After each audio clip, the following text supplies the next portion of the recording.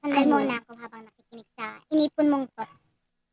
Kasi nga, favorite ko yung song na to.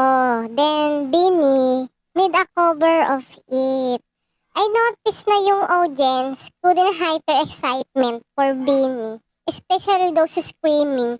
They looked like they were dying from excitement. Oo. Yung sigawan nila was intense. But instead of getting annoyed, it gets swept up in it kasi the three of them were incredibly amazing. Okay, let's focus on Aya. Okay. Gusto siya. Dami niya inipon. Sige. Her- Pero Ito na, ito na. gusto niya. No? Kasi madali, kasi konti lang sila ngayon. Her voice is truly unique. It's like she's putting you to sleep. So calm and at gentle, di ba? Next si Sheena. Her voice is also calm and I can say na nakakakanta talaga siya at it really suits this mellow song. And of course, they still have choreography. It's like a cute and sexy dance. Umiikot din sila sa microphones. Maloy's susunod is kind of alluring. She's great on stage. I always look at her kasi she's so captivating.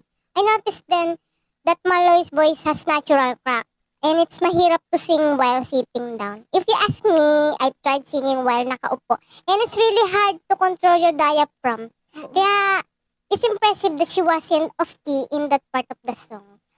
Overall, based on their performance today, I can say that singing live is really difficult, especially when there's blending at saka harmonization. Siyempre, there were a few minor imperfections na hindi talaga may iwasan when singing live. That's why they're so magagaling. It's a truly live performance at hindi lang sila basta nagpa-perform.